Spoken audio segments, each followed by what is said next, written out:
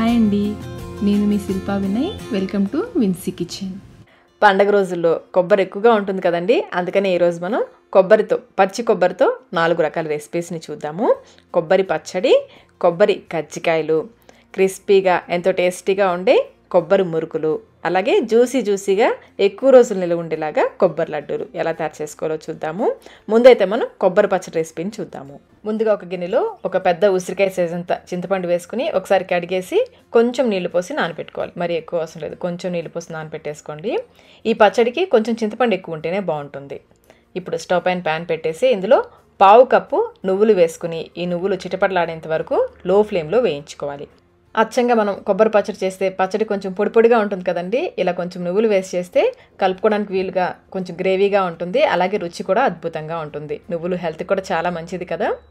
అసలు నువ్వులు వేసినట్లు కూడా తెలియదండి, చాలా బాగుంటుంది. తప్పకుండా ఒకసారి ట్రై చేయండి. చూడండి, నువ్వులు చిటపటలాడుతున్నాయి కదా, ఈ విధంగా వేయించుకోవాలి. ఇప్పుడు నువ్వుల్ని ఒక ప్లేట్లోకి తీసేసుకుని పూర్తిగా చల్లారనివ్వాలి. ఇప్పుడు ప్యాన్లో 2 టీ స్పూన్ల వరకు నూనె వేసేసుకుని నూనె కాగిన తర్వాత 6-7 పచ్చిమిర్చి తుంపి వేసుకుని వేయించుకోవాలి. పచ్చిమిర్చి మీ కారానికి తగ్గట్టుగా కొంచెం ఎక్కువ కానీ కొంచెం తక్కువ కానీ వేసుకోవచ్చు. వీటితో పాటుగా కొంచెం కరివేపాకు, 4 రెమ్మల కరివేపాకు వేసుకోవచ్చు. కరివేపాకు పచ్చిదనం తగ్గేంత వరకు వేయించుకోవాలి. అలాగే మిర్చి కూడా చూడండి, ఈ విధంగా తెల్లగా వేయించుకోవాలి. తెల్లగా అవ్వాలి. ఈ విధంగా తెల్లగా అయితే పచ్చడి రుచి బాగుంటుంది. ఇలా బాగా వేయించేసుకుని ఒక గిన్నెలోకి తీసుకుని పక్కన పెట్టేసుకోండి. ఇప్పుడు మళ్ళీ ఇదే ప్యాన్లో 1 టేబుల్ స్పూన్ వరకు నూనె వేసేసుకుని నూనె కాగిన తర్వాత 1 టీ స్పూన్ పచ్చెనపప్పు, 1 టీ స్పూన్ మినపగుళ్ళు, 1/2 టీ స్పూన్ ఆవాలు, 1/2 టీ స్పూన్ జీలకర్ర వేసుకుని వేయించుకోవాలి. ఈ పచ్చడికి నూనె ఎక్కువ అవసరం లేదండి. మనం నువ్వులు వేస్తున్నాం కదా, కొబ్బరి వీటిలోనే నూనె ఎక్కువ ఉంటుంది కదా, సరిపోతుంది. కొంచెం తక్కువ వేసుకున్నా సరిపోతుంది. పోపు బాగా వేగిన తర్వాత 2 ఎండుమిర్చి తుంపి వేసుకోండి, కొంచెం కరివేపాకు, అలాగే 2-3 పఫ్స్ వరకు ఇంగువ కూడా వేసుకోవాలి. పోపు వేగగానే స్టవ్ ఆఫ్ చేసేసుకుంటే ఆ వేడికి ఎండుమిర్చి కరివేపాకు వేగిపోతాయి. ఈ విధంగా పోపు వేసేసుకుని పక్కన పెట్టేసుకోండి. స్టవ్ ఆఫ్ చేసేసి పక్కన పెట్టేసుకోండి. ఈలోపు మనం వేయించుకున్న నువ్వులు పూర్తిగా చల్లారిపోయి ఉంటాయి. వాటిని మిక్సీ జార్లో వేసేసుకోవాలి. వీటితో పాటుగా రుచికి సరిపడినంత సాల్ట్, ఇక్కడ నేను కలుపు వేస్తున్నాను. అలాగే 1 టీ స్పూన్ జీలకర్ర కూడా వేయాలండి. నేను జీలకర్ర వేసిన వీడియో క్లిప్పింగ్ మిస్ అయింది. జీలకర్ర, ఉప్పు, నువ్వులు కలిపి విధంగా మెత్తగా పొడి చేసుకోవాలి. ఇప్పుడు ఈ పొడిలో మనం వేయించుకున్న పచ్చిమిర్చి, కరివేపాకు వేసుకోవాలి. అలాగే నానపెట్టుకున్న చింతపండు నీళ్లు తీసేసి చింతపండు మాత్రమే వేసుకోవాలి. నీళ్లు తర్వాత చూసుకుని వేసుకోవాలి. ముందైతే చింతపండు మాత్రమే వేసుకోవాలి. అలాగే 6-7 వెల్లుల్లి రెబ్బలు కూడా వేసుకుని కచ్చాపచ్చగా గ్రైండ్ చేసుకోవాలి. చివరిగా 1 కప్పు పచ్చి కొబ్బరి ముక్కలు, చిన్నగా కట్ చేసుకున్న కొబ్బరి ముక్కలు 1 కప్పు వేసుకుని మధ్య మధ్యలో ఆపుకుంటూ గ్రైండ్ చేసుకోవాలి. పచ్చడి చూడండి, కొంచెం గట్టిగా ఉంది కదా. మనం చింతపండు నానబెట్టుకునే నీళ్ళు ఉన్నాయి కదా, అవి కొంచెం వేసుకుంటూ గ్రైండ్ చేసుకోవాలి. మనం అన్నంలోకి చేసుకుంటున్నాం కదా, నీళ్ళు కొంచెం తక్కువ వేసుకుంటేనే బాగుంటుంది. చూసుకుంటూ కొంచెం వేసుకుంటూ గ్రైండ్ చేసుకోవాలి. నేనైతే నానబెట్టిన నీళ్ళన్నీ పోసేసాను. మరీ మెత్తగా కాకుండా కొంచెం బరకగా ఉండేలాగా గ్రైండ్ చేసుకోవాలి. చూడండి, ఈ విధంగా ఉండాలి. కొంచెం కచ్చాపచ్చగా ఉంటేనే బాగుంటుంది. ఇప్పుడు ఈ పచ్చడిని మనం రెడీగా ఉంచుకున్న పోపు ఉంది కదా, అందులోకి వేసేసుకోవాలి. పోపులో పచ్చడి బాగా కలిసేలాగా కలుపుకోవాలి. అలాగే ఒకసారి టేస్ట్ చెక్ చేసుకోండి, సాల్ట్ ఏమైనా తగ్గితే వేసి కలుపుకోవచ్చు. అంతేనండి, కమ్మని కొబ్బరి పచ్చడి, కోకోనట్ చట్నీ రెడీ అయిపోయింది. మీరు ఇదే చట్నీని టిఫిన్స్లోకి చేసుకోవాలనుకుంటే ఇంకొంచెం మెత్తగా గ్రైండ్ చేసి కొంచెం నీళ్లు పోసి పల్చగా చేసుకుంటే ఇడ్లీ దోశల్లో కూడా చాలా బాగుంటుంది. నేనైతే ఈరోజు అన్నంలోకి చేసుకున్నాను కదా, వేడి అన్నము, కొబ్బరి పచ్చడి, ఇంకే కర్రీ అవసరం లేదండి. అచ్చంగా మనం పచ్చడితోనే తినేస్తాం అన్నం, అంత బాగుంటుంది. బయట ఈ పచ్చడి 1 రోజు మాత్రమే ఉంటుందండి. చేయగానే కొంచెం పచ్చడి తీసి ఫ్రిడ్జ్లో పెట్టేసుకున్నామంటే 2-3 రోజుల వరకు ఉంటుంది. కొబ్బరి పచ్చడి రెసిపీని చూసాం కదా, ఇప్పుడు మనం కొబ్బరి మురుకులు ఎలా తయారు చేసుకోవాలో చూద్దాము. ముందుగా ఈ మురుకుల కోసం ప్యాన్లో 1/2 కప్పు మినపగుళ్ళు వేసుకుని లో ఫ్లేమ్లో కలుపుకుంటూ వేయించుకోవాలి. లైట్గా కలర్ చేంజ్ అయ్యి కమ్మటి వాసన వచ్చేంత వరకు వేయించుకోవాలి. చూడండి, చక్కగా వేగిపోయాయి కదా. ఈ విధంగా లైట్గా వేగితే సరిపోతుంది. ఇప్పుడు స్టవ్ ఆఫ్ చేసేసుకొని వీటిని ఒక ప్లేట్లోకి పోసేసి పూర్తిగా చల్లారనివ్వాలి. కొంచెం పలుచగా స్ప్రెడ్ చేసుకుంటే త్వరగా చల్లారుతాయి. ఇవి పూర్తిగా చల్లారిన తర్వాత మిక్సీ జార్లో వేసుకుని వీలైనంత మెత్తగా పొడి చేసుకోవాలి. ఇప్పుడు ఈ పొడిని జల్లెడలో వేసుకుని జల్లించుకోవాలి. మనకి మెత్తటి మినప్పిండి కావాలి. జల్లించిన తర్వాత రవ్వ ఎక్కువ మిగిలితే మళ్ళీ ఒకసారి గ్రైండ్ చేసుకోండి. నాకైతే కొంచెమే మిగిలింది కదా, నేను పక్కన పెట్టేస్తున్నాను. మనకి మార్కెట్లో రెడీమేడ్ మినప్పిండి కూడా దొరుకుతుందండి. అదైతే 1 కప్పు మినప్పిండి వేసుకోవచ్చు.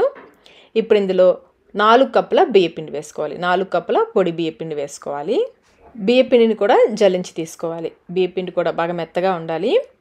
ఇప్పుడు ఇందులో 1 టేబుల్ స్పూన్ నువ్వులు వేసుకోవాలి. నేను నల్ల నువ్వులు వేస్తున్నాను, మీరు తెల్ల నువ్వులైనా వేసుకోవచ్చు. అలాగే పావు టీ స్పూన్ ఇంగువ, రుచికి సరిపడినంత సాల్ట్ వేసుకోవాలి. ఇక్కడ నేను 2 టీ స్పూన్ల సాల్ట్ వేస్తున్నాను. ఇప్పుడు ఒకసారి అన్నీ బాగా కలిసేలాగా కలుపుకోవాలి. మినప్పిండి, బియ్యపిండి, ఇవన్నీ ఉప్పు అన్నీ కూడా బాగా కలిసేలాగా కలుపుకోవాలి. చేత్తో అయితే బాగా కలుస్తుంది. మీరు నువ్వులకు బదులుగా జీలకర్ర వేసుకోవచ్చు, వాము వేసుకోవచ్చు, మీకు ఏవి అందుబాటులో ఉంటే అవి వేసుకోవచ్చు. ఇప్పుడు ఇందులో 2 టేబుల్ స్పూన్ల వెన్న కానీ వేడి నూనె కానీ వేసుకోవచ్చు. నేను వేడి నూనె వేసానండి, అందుకని ముందు స్పూన్తో కలుపుతున్నాను. తర్వాత ఈ నూనె పిండికి బాగా పట్టేలాగా కలుపుకోవాలి. ఇందులో కారం వేయరండి, కొబ్బరి వేసి చేస్తున్నాం కదా, కమ్మగా ఉంటాయి, కారం అవసరం లేదు. చాలా బాగుంటాయి టేస్ట్ అయితే. ఒకసారి ఈ పద్ధతిలో తప్పకుండా ట్రై చేయండి. పిండికి ఈ విధంగా బాగా పట్టించేసి పిండిని పక్కన పెట్టేసుకోండి. మనం తీసుకున్న ఈ పిండికి ఒక పెద్ద కాయలో సగం కొబ్బరికాయ తీసుకోవాలి. కొబ్బరిని చిన్న ముక్కలుగా కట్ చేసి మిక్సీ జార్లో వేసేసుకోవాలి. ఇందులో కొంచెం నీళ్ళు పోసుకుంటూ బాగా మెత్తగా గ్రైండ్ చేసుకోవాలి. నేనైతే 1/2 కప్ నీళ్ళు పోసానండి గ్రైండ్ చేయడానికి. చూడండి, ఈ విధంగా బాగా మెత్తగా గ్రైండ్ చేసుకోవాలి. ఇప్పుడు ఇందులో 2 కప్పుల వేడి నీళ్ళు పోసుకోవాలి. బాగా మరిగే నీళ్ళు కాకుండా కొంచెం వేడి చేసిన నీళ్ళు 2 కప్పులు పోసేసి ఒకసారి కలిపేసి 2 నిమిషాల పాటు పక్కన పెట్టేసుకోవాలి. 2 నిమిషాల తర్వాత ఈ కొబ్బరి పాలని ఫిల్టర్ చేసుకోవాలి. ఈ విధంగా జాలి గరిటెలో కానీ లేదంటే ఏదైనా పల్చటి క్లాత్లో కానీ ఈ కొబ్బరిని వేసేసుకొని ఇందులోని పాలన్నీ పిండేసుకోవాలి. చూడండి, ఈ విధంగా గట్టిగా పాలన్నీ పిండేసుకోవాలి. మనం వేడి నీళ్ళు పోసాం కదా, అసలు ఇందులో ఇంకా పాలేమి మిగలవు, మ్యాక్సిమం పాలన్నీ కూడా వచ్చేస్తాయి. ఈ పిప్పులో మీరు కావాలంటే మరి కొంచెం వేడి నీళ్ళు పోసి పక్కన పెట్టేసుకోండి, పిండి కలుపుకోవడానికి తర్వాత అవసరం అవుతాయి. కొబ్బరి పాలు రెడీ అయిపోయాయి. ఇప్పుడు ఈ పిండిని మనం కలిపి పెట్టుకున్న పిండి ఉంది కదా, ఆ పిండిలో ఈ పాలు కొంచెం పోసుకుంటూ కలుపుకోవాలి. మొత్తం పాలు ఒకేసారి పోసేయకుండా కొంచెం పోసుకుంటూ చూసుకుంటూ కలుపుకోవాలి. మనం కొబ్బరి పాలు తీయడానికి సుమారుగా 2.5 కప్పుల వరకు నీళ్ళు వాడాం కదా, దాంతో వచ్చిన పాలే పిండి కలుపుకోవడానికి సరిపోతాయి. చూడండి, ఈ విధంగా అడుగున ఉన్న బ్రౌన్ కలర్ పార్ట్ ఉంచండి కొబ్బరిది, అది రాకుండా వేసుకోవాలి. నాకు పిండి ఇంకా కొంచెం టైట్గా అనిపిస్తుంది, కొంచెం అయితే సరిపోతాయి. మిగిలిన పిప్పులో మరి కొంచెం వేడి నీళ్ళు పోసి నేను పక్కన పెట్టాను. అందులో నుంచి కొంచెం పాలు తీసి ఇందులో వేస్తున్నాను. మొదట తీసిన పాలులాగా ఇవి చిక్కగా ఉండవు, చాలా పలచగా ఉంటాయి. ఈ విధంగా మీరు పాలు తీసైనా వేసుకోవచ్చు, లేదంటే కొంచెం గోరువెచ్చని నీళ్ళైనా వేసి కలుపుకోవచ్చు. పిండి చూడండి, ఈ విధంగా సాఫ్ట్గా ఉండాలి. మరీ గట్టిగా కాకుండా అలానే మరీ సాఫ్ట్గా కాకుండా ఈ విధంగా ఉండాలి. మురుకులకి పిండి రెడీ అయిపోయింది. ఇప్పుడు కొంచెం పిండిని తీసుకుని ప్రతిసారి మురుకులు గొట్టంలో పిండి పెట్టేటప్పుడు ఈ విధంగా బాగా కలుపుకోవాలి. అప్పుడే బాగా జిగురు వచ్చి మురుకులు చక్కగా వస్తాయి. బాగా కలుపుకున్న తర్వాత మురుకులు గొట్టంలో పెట్టుకోవాలి. ప్రతి వాయికి అంతేనండి, మురుకులు గొట్టంలో పెట్టేటప్పుడు ప్రతిసారి పిండిని బాగా కలుపుకోవాలి. సరిపడా పెట్టేసి క్లోజ్ చేసేసుకోవాలి. ఇప్పుడు ఈ మిగిలిన పిండి ఆరిపోకుండా ఒక తడి క్లాత్తో కవర్ చేసుకోవాలి. ఇప్పుడు ఒక పెద్ద ప్లేట్ తీసుకుని దీంట్లో కొంచెం నూనెతో గ్రీస్ చేసుకోవాలి. మురుకులు గొట్టంలో సింగిల్ హోల్ ఉన్న ప్లేట్ ఉంటుంది కదా, అది పెట్టేసుకుని ఈ విధంగా చిన్ని మురుకుల్లాగా వేసుకోవాలి. ఓపెన్ అయిపోకుండా కొంచెం చివర్లు లైట్గా ప్రెస్ చేసుకోవాలి. చూడండి, ఈ విధంగా చిన్ని మురుకులైనా వేసుకోవచ్చు, లేదంటే మీరు ఒకేసారి పెద్ద మురుకులైనా వేసుకోవచ్చు. చిన్ని మురుకులు అయితే పిల్లలకి స్నాక్ బాక్స్లో పెట్టడానికి ఈజీగా ఉంటుంది కదా, అందుకని చిన్న మురుకులు వేశాను. ఒక వాయికి సరిపడా వేసుకుని పక్కన పెట్టేసుకోండి. మురుకులు ఒత్తేటప్పుడే మరొక పక్కన నూనె పెట్టేస్తే నూనె కూడా చక్కగా కాగిపోతుంది. ఈలోపు మీడియం ఫ్లేమ్లో నూనెని బాగా కాగనివ్వాలి. నూనె కాగిన తర్వాత ఒక్కొక్కటిగా ఈ మురుకులు వేసుకోవాలి. ఫ్లేమ్ మీడియంలోనే ఉండాలి, మరీ ఎక్కువ వేసుకోవద్దు, నూనెకి సరిపడా వేసుకోవాలి. వేసిన వెంటనే కదపకుండా అలాగే ఉంచేసేయండి. పైన పచ్చిదనం తగ్గి నురగలు కొంచెం తగ్గేంత వరకు కాలనివ్వాలి. ఈ విధంగా పైన నురగలు కొంచెం తగ్గిన తర్వాత రెండో వైపు తిప్పుకోవాలి. అన్నిటినీ కూడా రెండో వైపుకి తిప్పేసుకుని ఇటువైపు కూడా కొంచెం సేపు కాలనివ్వాలి.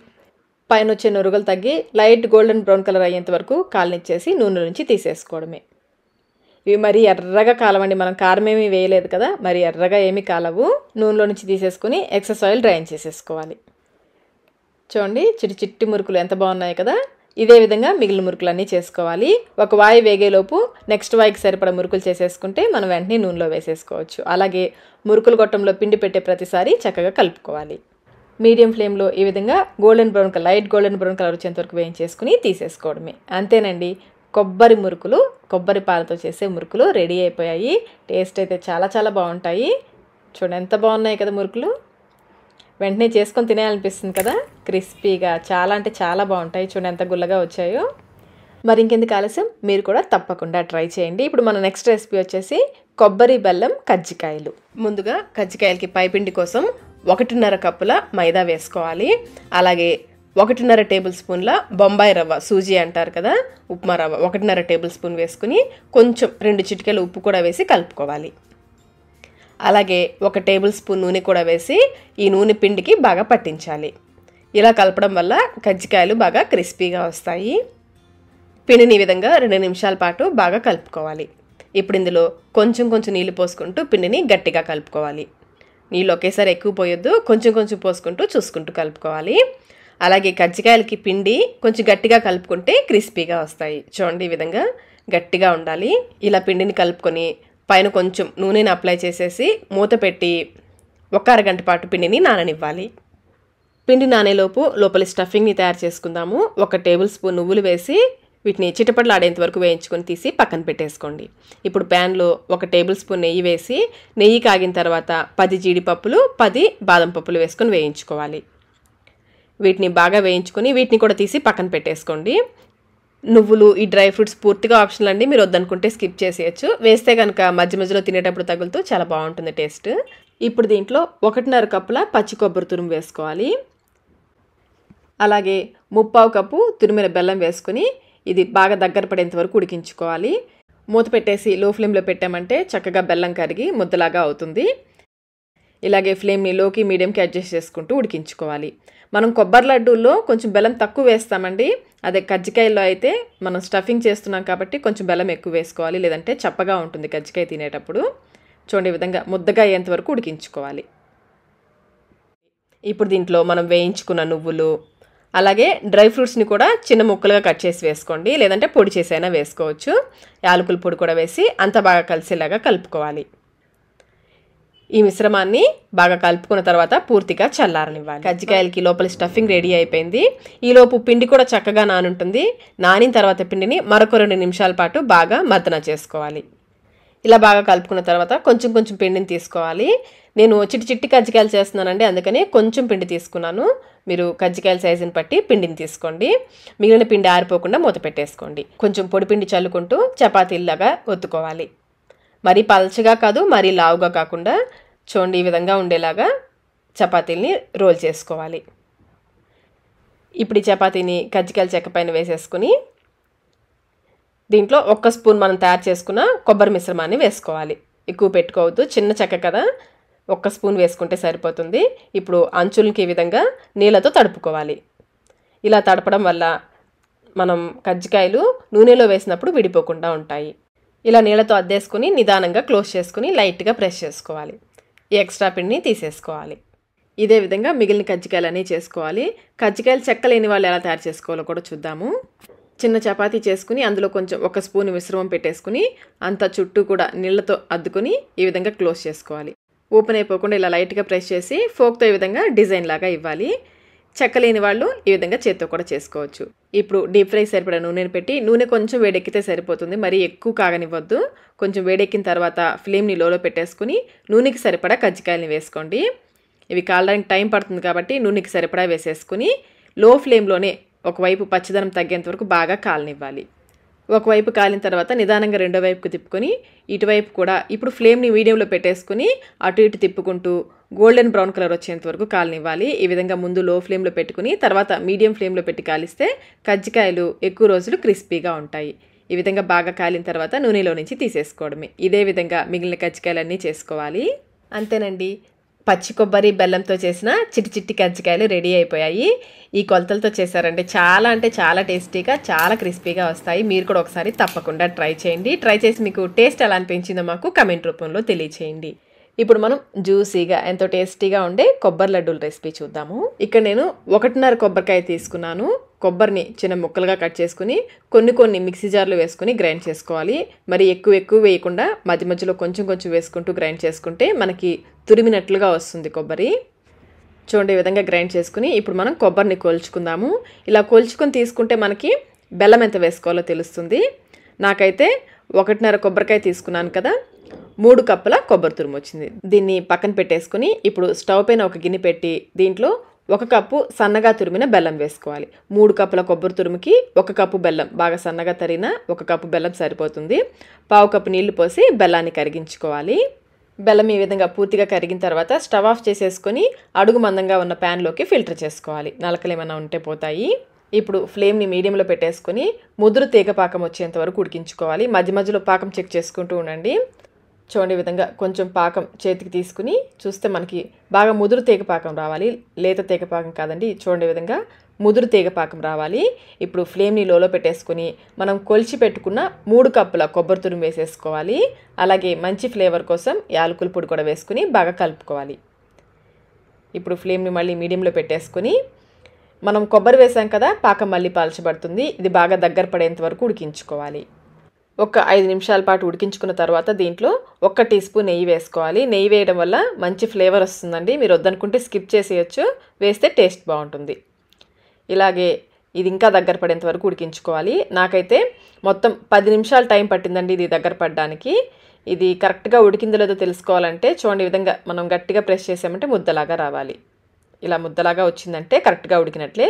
లేదా మనం కొంచెం ఈ మిశ్రమాన్ని తీసుకుని బాల్లాగా చేసామంటే చక్కగా బాల్లాగా రావాలి. ఇలా వచ్చేంత వరకు ఈ కొబ్బరి మిశ్రమాన్ని ఉడికించుకోవాలి. ఫ్లేమ్ని లోకి మీడియంకి అడ్జస్ట్ చేసుకుంటూ ఉడికించుకోవాలి. ఇప్పుడు స్టవ్ ఆఫ్ చేసేసుకుని దీన్ని కొంచెం చల్లారనివ్వాలి. ఇది కొంచెం వేడి తగ్గి అంటే మనం చేత్తో తాకగలిగినంత వేడి ఉన్నప్పుడు కొంచెం కొంచెం ఈ మిశ్రమాన్ని తీసుకుంటూ లడ్డూలాగా చేసుకోవాలి. ఒకవేళ మీరు ఈ మిశ్రమం ఉడకక ముందే దించేసారనుకోండి, ఈ మిశ్రమం ఇంకా తడితడిగానే ఉంటుంది, లడ్డూలు చేయడానికి రాదు. అప్పుడు మళ్ళీ ఒక 5 నిమిషాల పాటు లో ఫ్లేమ్లో ఉడికించుకొని లడ్డూలు చేసుకుంటే చక్కగా వస్తాయి. లేదు ఒక్కొక్కసారి ఎక్కువ ఉడికిపోయి పొడి పొడిగా అయిపోతాయండి లడ్డూలు చేసేటప్పుడు. అప్పుడు మళ్ళీ 1 స్పూన్ నీళ్లు పోసి ఒక 5 నిమిషాల పాటు ఉడికించుకుంటే లడ్డూలు ఈజీగా చేసేసుకోవచ్చు. చూసారు కదా కొబ్బరి లడ్డూలు ఎంత ఈజీగా చేసుకున్నామో, జ్యూసీగా చాలా టేస్టీగా ఉంటాయి. 10 రోజుల వరకు కూడా ఈ కొబ్బరి లడ్డూలు నిలువ ఉంటాయి. పచ్చి కొబ్బరితో చేసే 4 రకాల రెసిపీస్ని చూశారు కదా. ఇందులో మీకు ఏది బాగా నచ్చిందో కమెంట్ రూపంలో తెలియచేయండి. వీడియో నచ్చితే లైక్ చేయండి. మీ ఫ్రెండ్స్కి, ఫ్యామిలీ మెంబర్స్కి షేర్ చేయండి. Thank you.